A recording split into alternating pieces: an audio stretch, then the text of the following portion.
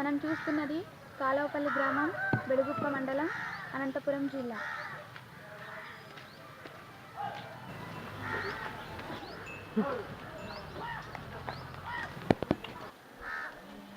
కాలువపల్లి గ్రామంలో మహిళలందరూ కలిసి పొదుపు మీటింగ్ పెట్టుకున్నారు. పొదుపు గ్రూపు సమావేశంలో 3 మహిళలు లీడర్ను అప్పు అడుగుతున్నారు. చంద్రకళ అక్క కుట్టు మిషన్ కోసం అప్పు కావాలి. చంద్రకళ అక్క ఇంటి అవసరాలు కోసడానికి అప్పు కావాలి. చంద్రకళ అక్క నాకు పొలం కోసం అప్పు కావాలి. పంటకి అవసరం కాబట్టి రాధమ్మకి అప్పిస్తాం. నీకు ఎంత అప్పు కావాలి రాధా? చంద్రకళ అక్క నాకు 15,000 డబ్బులు కావాలి. రాధా, అసలు నీకెందుకు ఇంత డబ్బు? మార్కెట్లోకి కొత్త రకం మందు వచ్చిందంటక్క, అది వాడితే తెగులు పోతాయంటక్క. దీనికోసం రాధా ఇంత డబ్బు ఖర్చు పెట్టేది?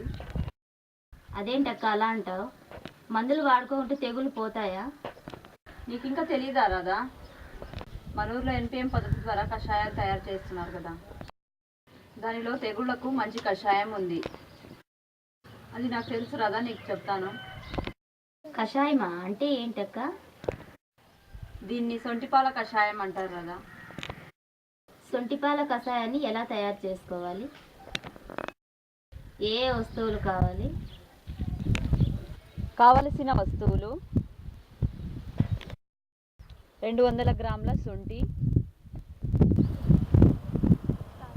మజ్జిగ 5 లీటర్లు, 2 లీటర్ల నీళ్లు. ఈ వస్తువులతో ఎలా తయారు చేసుకోవాలి? తయారు చేసే విధానం: 200 గ్రామ్ శొంఠిని మెత్తగా పొడి చేసుకోవాలి. ఈ పొడిని 2 లీటర్ల నీళ్ళలో కలుపుకోవాలి.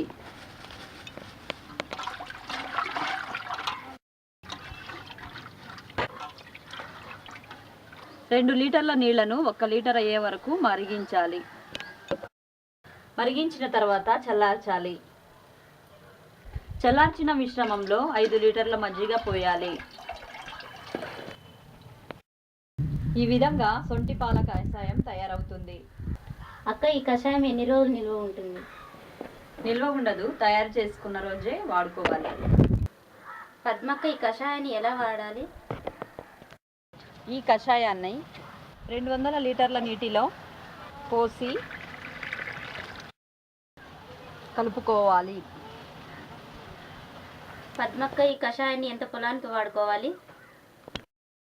ఈ కషాయం మొత్తం 1 ఎకరాకు సరిపోతుంది, నిల్వ ఉండదు. ఏ పంటల తెగులకు ఉపయోగపడుతుంది? టమాటో ఆకుమచ్చ తెగుళ్లకు, మిరపలో ఆకుమచ్చ తెగులు, మిరపలో కాయకుళ్ళు తెగుళ్లకు, టమాటోలో కాయకుళ్ళ తెగుళ్లకు మొదలైన అన్ని రకాల తెగుళ్లకు ఉపయోగపడుతుంది. అక్క, ఈ తెగులు పంటకు ఏ దశలో వస్తుంది? ఈ తెగులు పంటకు నెల రోజుల్లోపు వస్తుంది. ఈ కషాయాన్ని ఎన్నిసార్లు పిచికారి చేసుకోవాలి? 20 రోజులకు ఒకసారి 2-3 సార్లు పిచికారీ చేసుకోవాలి. సరే, ఈ కషాయాన్ని వాడి చూస్తాను. సరే రాధా.